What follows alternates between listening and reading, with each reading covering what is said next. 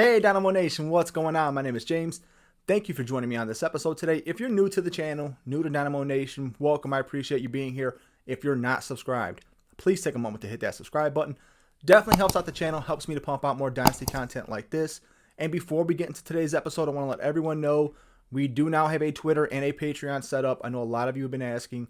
I had an old Twitter account that I used when I was writing for one of the main sites. I'm not using that anymore. New Twitter, you guys can see it on the screen. Dynamo_Nation, and then our Patreon. There's going to be a lot of written content, a lot of live Q&As, team audits, all that good stuff on there, so go check it out.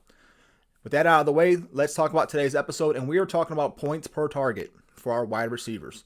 To me, this is a great tool to use to help us flesh out future producers.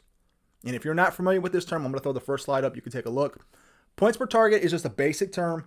We're obviously looking at how many fantasy points a player scores, typically in PPR, on a per target basis. Okay? And for me, this is an opportunity versus production tool. Some players are stuck in bad situations. They don't get the looks that they deserve. But I like to see what do they do when they do get those looks. How much production are we getting? Because to me, this is a great indicator for future success. All right? So what we're going to do, we're looking at the top 12 receivers in fantasy scoring over the last 5 seasons. And what I've done is I've broken it down into the top 6 out of each of these years, and then receivers 7 through 12 in terms of points per target. So we've done that, and we're looking for indicators. Players who receive less than 100 targets over the last 4 or 5 seasons, and then the future production that came from that, especially when they had a high points per target number. So let's throw our first player up. We could take a look. We're going to go to 2017, and we are looking at Adam Thielen, a PPR god. I want you guys to take a look. This is what Thielen did in 2016. Okay? 69 receptions, 967 yards, 5 TDs on 92 targets. You know, he scored 195 PPR points. That was the number 29 receiver that year. But he hit a 2.12 PPT, points per target. That is elite, extremely elite. And when we look at what was going on that year for 2017, when he broke out, you look at wide receivers 1 through 6, their average was 1.97. You know, 7 through 12 was 1.66, and the top 12 average was 1.82. So Adam Thielen's numbers in 2016 was an indicator of future success in 2017. In 2017, he finished as the number 8 receiver in PPR. You know, and this is from a player who went from not getting the looks, right? Under 100 targets that season in 2016, but he produced significantly with the amount of looks that he was getting. And these are the indicators that we have to look for. We can flush these players out if we really sit here and study these numbers. Adam Thielen is a great example. His 2016 should have showed us that there was a really good chance that he was going to blow in 2017, and that's exactly what happened. All right. Now let's take a look at the next year, 2018. You know, we can see in 2018, Thielen's old teammate, Stephon Diggs. Look at what Diggs did in 2017. 64 receptions, 849 yards, 8 TDs on 95 targets. He scored 198 PPR points and a PPT of 2.09. He was good for the number 19 receiver, that's a solid receiver, right? But when you look and see what he did in 2018, when he finally started getting volume, you know, Diggs turned into the number 10 scoring receiver in fantasy that year in PPR. And we can look and see the wide receivers 1 through 6 in 2018, 2.11 PPT. Receivers 7 through 12 was 1.88, and then a top 12 average was 1.99. So we can see Diggs was comfortably ahead of the game in terms of his PPT in 2017 that translated for him in 2018.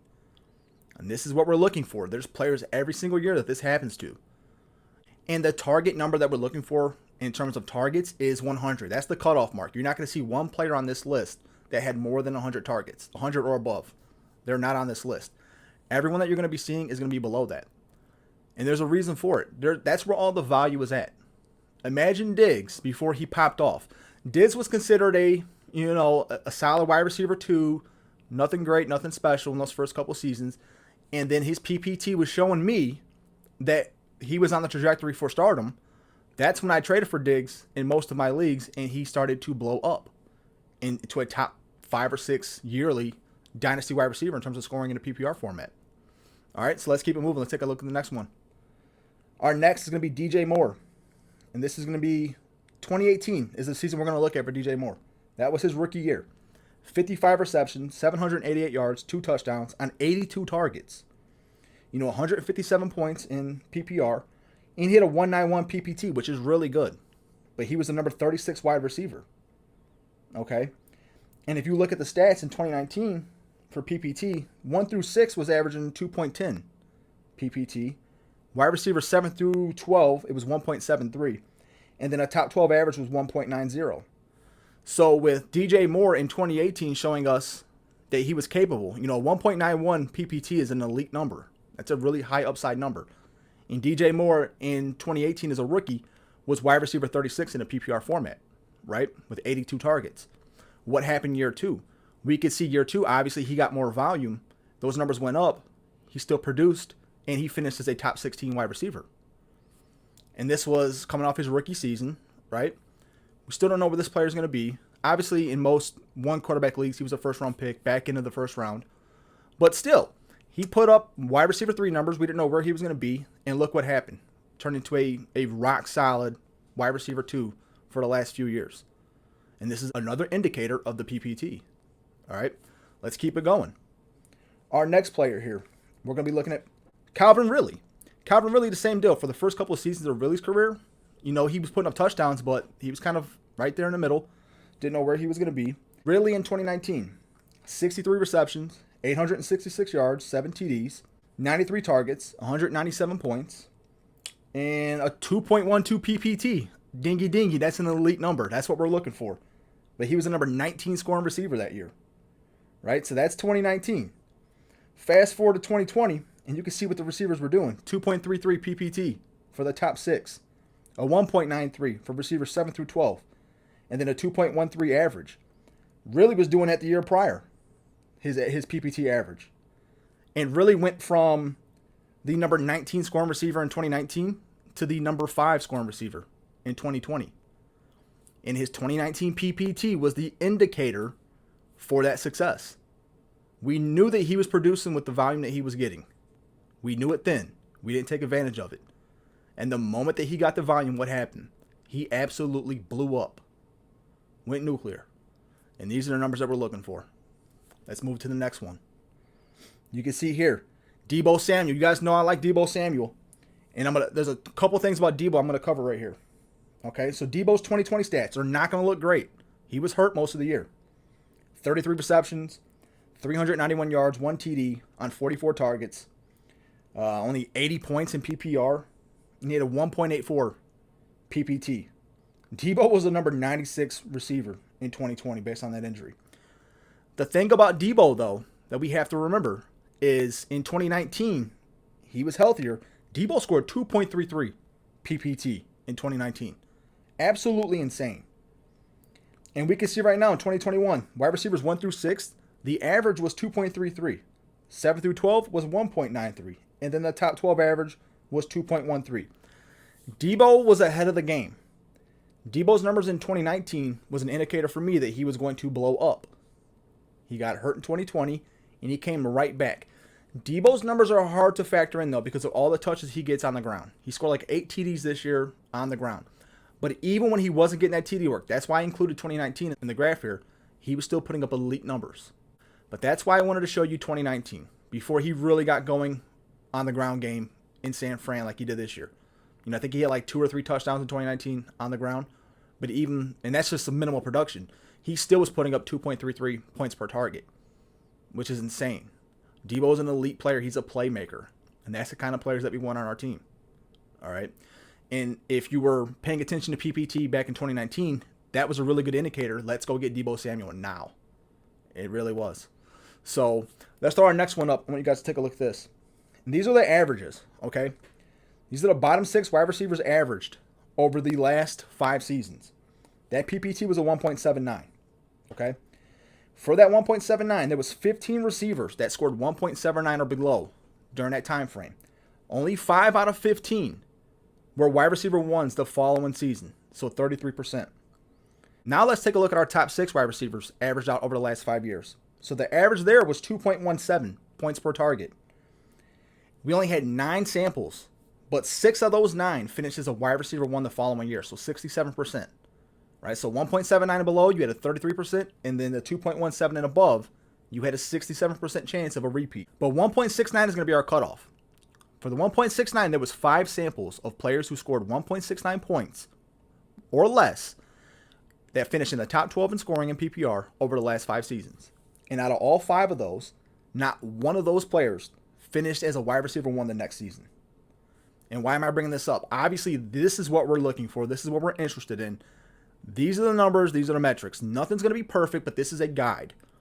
And for me, seeing no players that scored 1.69 points per target or less that finished in the top 12 in any given year in the last 5 seasons, not one of those guys finished the following year as a wide receiver 1. Now, there's 2 players this season that had a PPT of 1.69 or less. Let's throw them up. We're looking at Deontay Johnson and Keenan Allen. Deontay Johnson, 1.62 PPT in 2021. And then Keenan Allen, 1.64 PPT in 2021. Now, what does this data say to us? That tells me that these players there's a really good chance they are not going to finish as a wide receiver 1 next year. Let's call it what it is. It does not mean they don't have value. They can still finish as a wide receiver 2, and put up really nice stats. But if we're looking for wide receiver 1 numbers, these guys might not be it. And this is a great opportunity to maybe trade while the value is high, move them now, right? Move them when they still have wide receiver 1 value, but understanding that they're probably going to return a wide receiver 2. Not one player, remember that, not one player, 1.69 or below, finished as a wide receiver 1 the following season. Not one. And now let's take a look at a couple players that I believe are sleepers for 2022 based on PPT.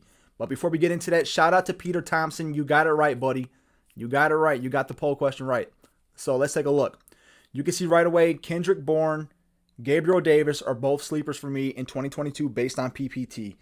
You can look at Kendrick Bourne. 2.49 PPT in 2021 is absolutely ridiculous. It's ridiculous. And then Gabriel Davis. He was down this year, 1.89, which is still really good. But in 2020, he had a 2.21 PPT. Right? You look at Bourne, 55 receptions, 800 yards, 5 TDs on 70 targets. And then Gabriel Davis, 35 receptions, 549 yards, 6 TDs on 63 targets. These are both players to target right now in your dynasty leagues. I'm not saying either one of them is going to be a lock for a wide receiver 1 in 2022. Don't get me misconstrued on that. But I believe there is value and there is upside with both of these players. Either being rostered and started as wide receiver 3s and 4s, when I think it's really realistic and possible that both of them ascend into that wide receiver 2 situation next year. Bourne obviously has a connection to Mac Jones. Mac is only going to get better. I think his number's going to go up. And Bourne, to me, reminds me a lot of Jarvis Landry. He's fearless. He goes across the middle. They use him on the jet sweeps. He'll throw the ball. I like Bourne a lot. I think he's a Jarvis Landry. And Landry has finished in the top 12 multiple times in this study. I think twice he finished in the top 12 PPR scoring. And then you look at Gabriel Davis. 7 TDs his rookie year, 6 the second year. He's obviously got a nose for the end zone. He's tethered to an elite quarterback in Josh Allen. There's a lot to like about Gabriel Davis. Stephon Diggs is getting older because he's going to be 29 next season.